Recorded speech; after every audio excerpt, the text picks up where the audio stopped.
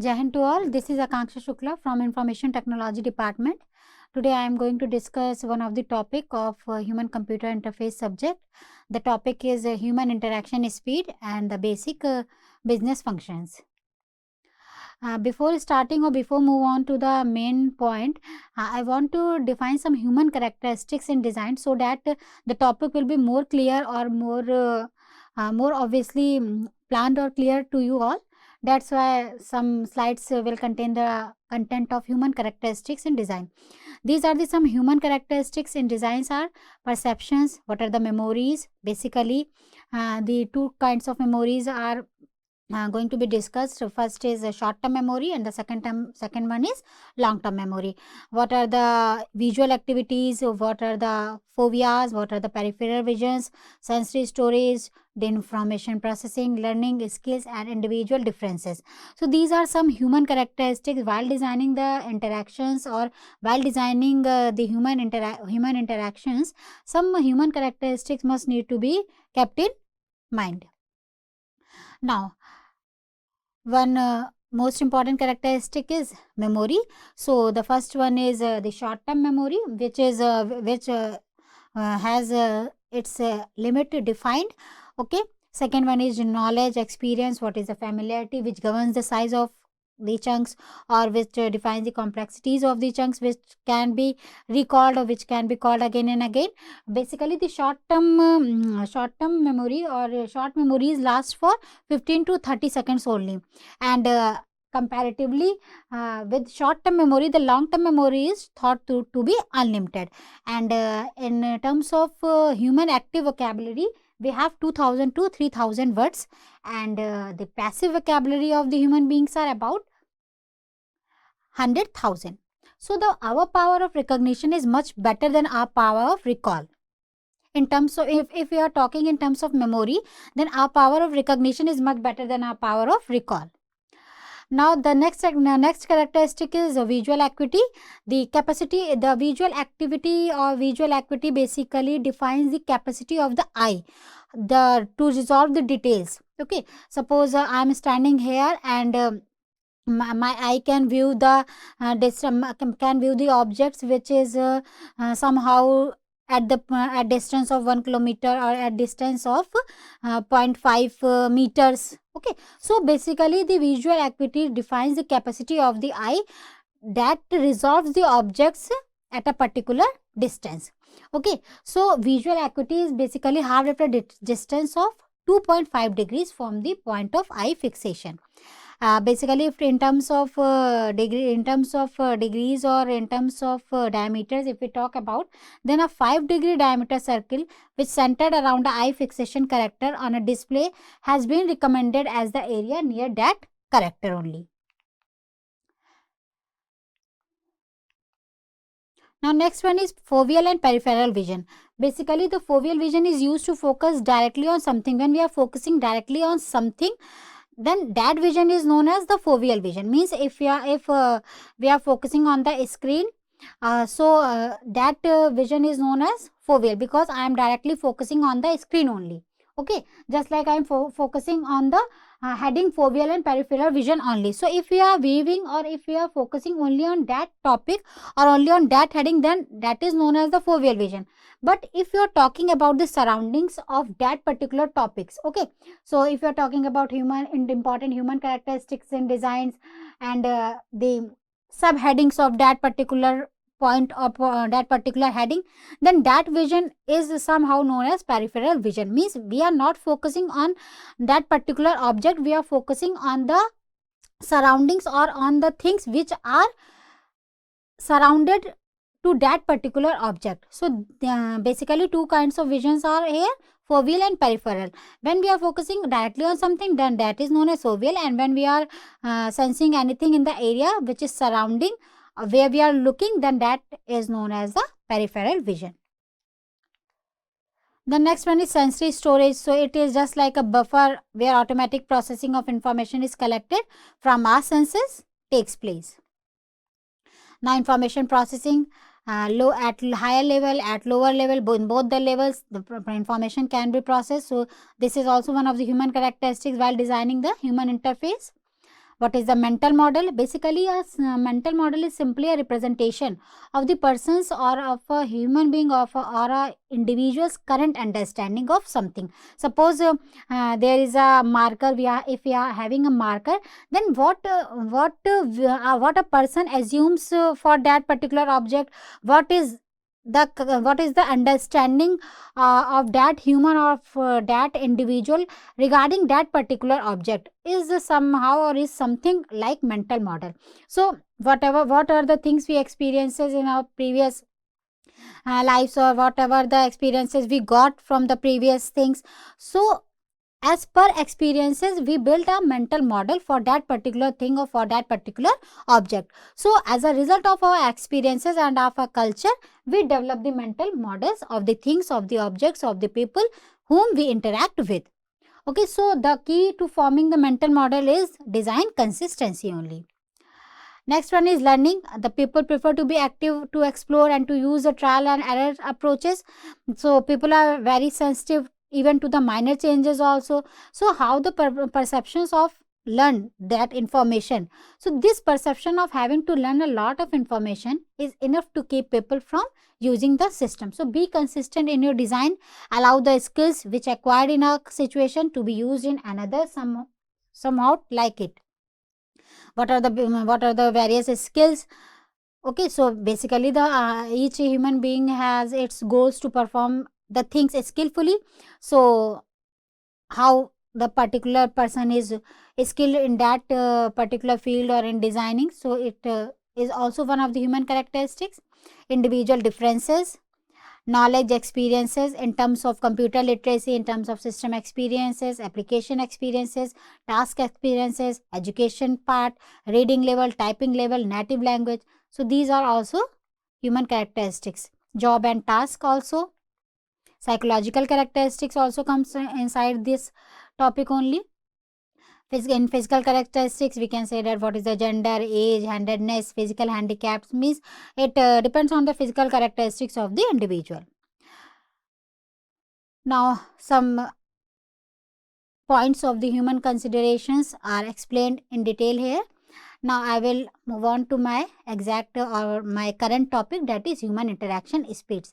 So, the speed at which people can perform various communication methods has been defined or has been studied by the number of researchers, and by that readings or by that conclusions or by that researchers, some speeds or somehow interaction, how these basic interaction speeds can be developed or can be defined at a large extent can be defined here. So first one is reading.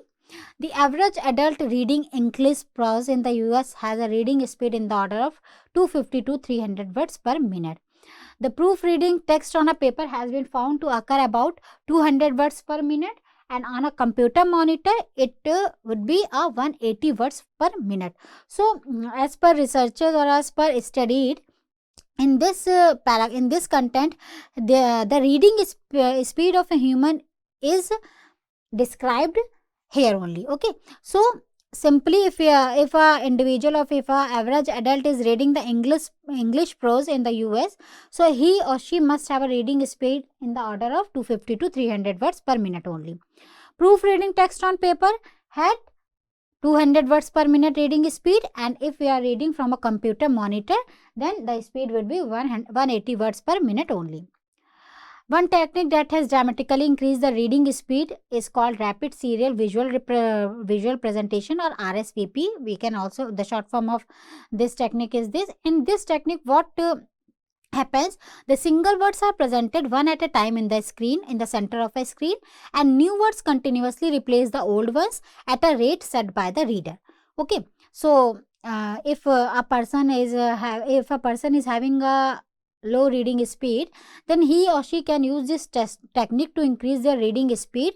In this, the single words at a time, the single word will be visible at a center of the screen, and new words continuously replace the old ones, and the speed at which this replacement occurs can be set by the reader only. Okay, so he or she can set that particular speed and increase the reading speed of their own selves.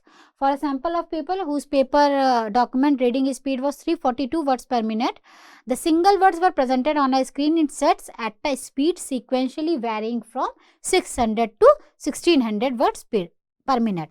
After each, the set a comprehension test was administered. Means after using this technique or after practicing so many times with this technique, you can also administer yourself by again testing with this testing only, that if your reading speed is increased or not. Now here some summary for reading, listening and keying is displayed here. That first one is reading. So for prose text, 250 to 300 words per minute. For proofreading text on paper, 200 words per minute, and proofreading text on a monitor, 100 words per minute. Similarly, just like reading, we have also listening speed.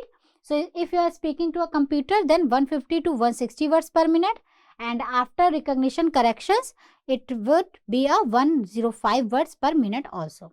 Now in terms of keying, typewriter, if you are typing through a typewriter, then fastest typist can type the 150 words per minute and also more than that.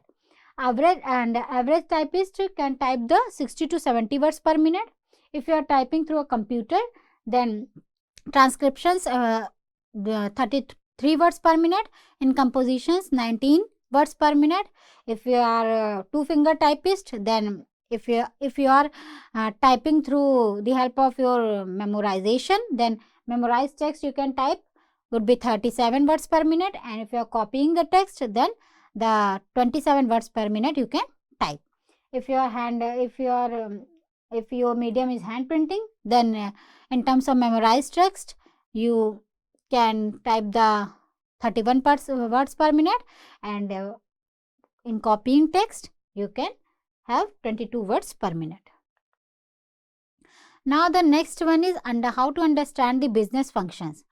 Basically, the business to understand the business function, one must have a clear understanding of the business definitions and what are the requirement analysis for that particular business. So to identify the business definitions or to identify the requirement analysis of a business, we have some methods. The first one is direct method, the second one is indirect method, third one is requirements collection guidelines. What are the requirement collection guidelines? The second one is how to determine the basic business functions. So to determine the basic business functions, we have to develop the conceptual models. You have to understand the mental models and users new mental models also. Next, design standards or style guides. Values of the standards and guidelines. What are the design documentation, design support and implementations. The next part is system training and documentation, which includes both the parts, training and documentation. Now, to understand the business function via direct method, we have so many methods through which we can directly identify the functions of the businesses. First one is individual face-to-face interview. In individual face-to-face interview, what happens? We can individually interact with the persons or with the individuals to identify or to analyze the requirements directly face to face. The next one is telephone interview or survey. In telephone interview or survey, we have a telephonic communication through which we can analyze or identify what are the requirements or what are the things that must be satisfied or that must be needed. Or also we can have a survey. We can at previous times this survey can be performed in a offline mode, but due to the advancement of the technologies, now the surveys can also be conducted through online. Okay, so if you are conducting a survey, then we have to form a Google form and you have to display over the particular area, or you have to display over the particular concerns who are interested in this only. In traditional focus group, what we do, we focuses on the we basically targeted the focuses group only, and then with the use of direct methods we analyze or we collect the requirements. Okay, just like similarly these three methods, we have more methods also, that is a facilitated team workshop, observational field studies, user interface prototyping, usability laboratory testing, card sorting for websites, and a technique to establish groupings of informations for websites also. So these all are the these all are the methods through which we can directly analyze or directly define the business functions, or what are the basic needs of the businesses, what are the basic requirements of the businesses. So with the use of these methods, just like I had told that face to face interview, telephonic interview, surveys, for focus group, we are going to interact only with the focus group to identify the needs and requirements of the businesses. So in observational field study, what we do, we observe the, just like if some businesses is related to the marketing area, so in that perspective, what we do, we observe the areas, or we observe the particular fields of that business, and on the basis of that observations, we predict or we analyze the requirements or specifications of the businesses. So now next one is indirect methods. So just like direct methods, there are also some indirect methods through which we can identify the business functions.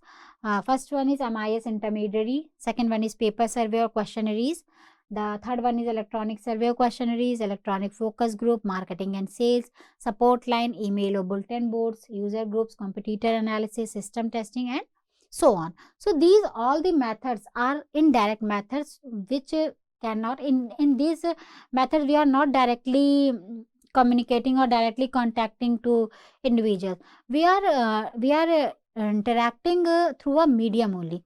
Just like first one is MIS intermediary, management information system. So with the use of management, with the use of different levels of MIS, we are going to collect the needs or collect the or identifying the business functions. Not directly we are going to interact with the manager or with the admin officers and again the objectives or the basic business functions. So first one is MIS intermediary, in which management, different levels of the management information system plays an important roles, and through the use of that particular levels, we are going to identify the needs of the businesses.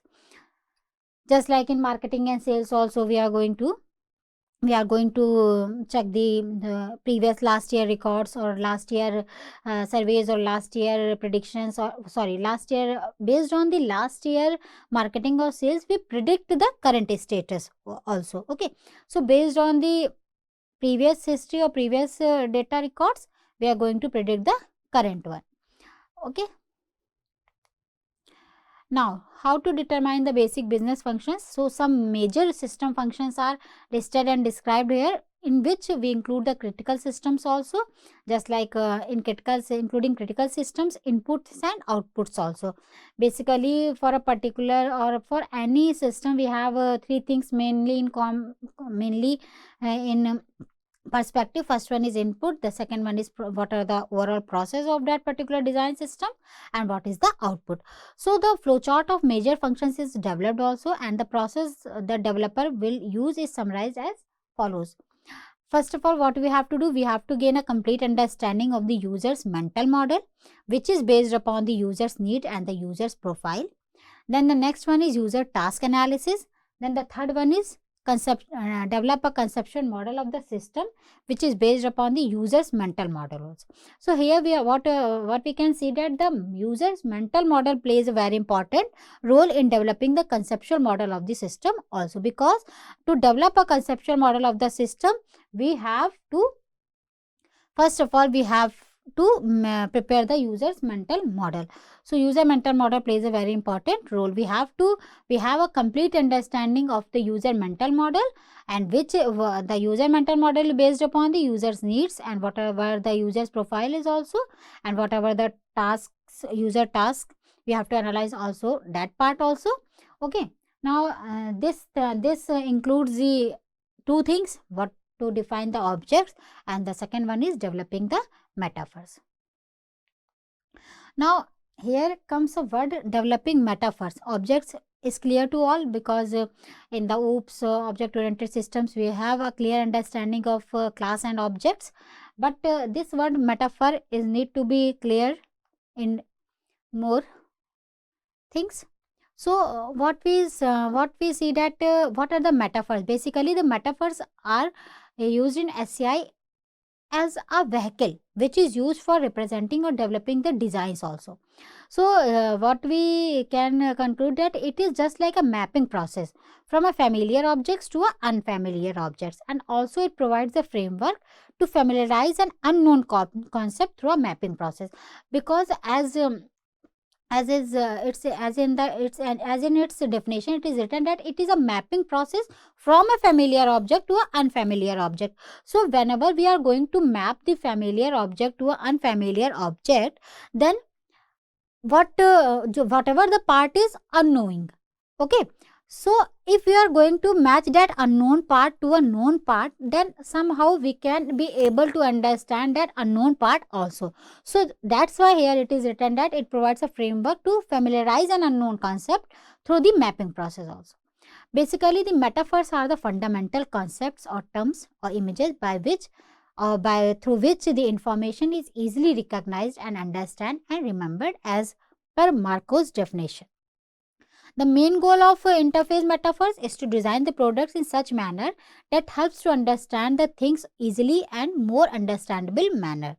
Okay, so whenever the designers plan the systems or products, then they must define the metaphors so that that particular systems can be utilized or can be recognizable in more productive manner in terms of users understanding.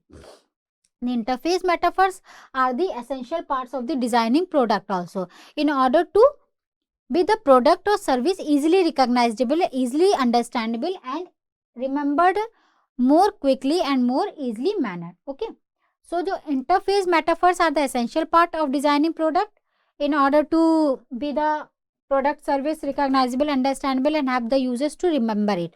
So what we have a conclusion of metaphors, that basically the metaphors are the terms or the concepts through which the information can be presented in more recognizable manner or in more understandable manner, so that the things can be easily remembered by the users. Okay, the one good example which is given here is the of the desktop metaphor, that is the recycle bin.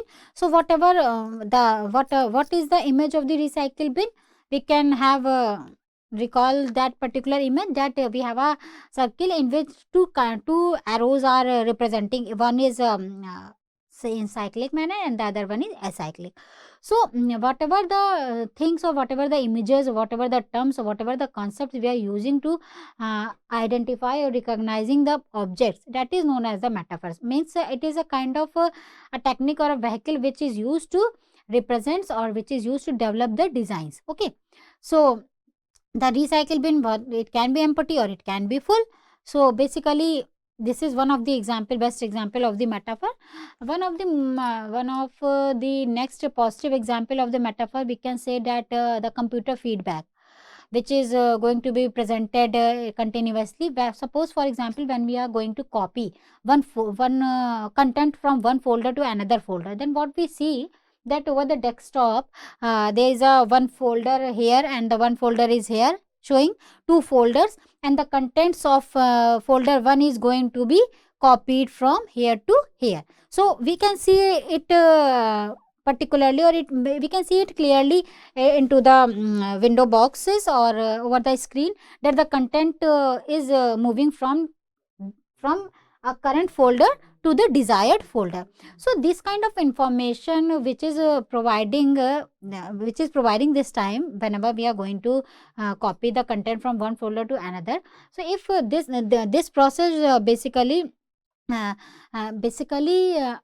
gives knowledge to the user that yes, the particular task is now currently working. Okay, after moving, it will display the message that your that the content of this folder is copied to a particular 100% complete. This kind of information, these things can be displayed over the screen. So basically the metaphors are used to in designing product, basically metaphors are used in order to provide the services in more recognizable, in more understandable manner, and also it basically the main part of the metaphor is to help the user to remember it in more quick manner, or it cannot be forgotten later on or any more.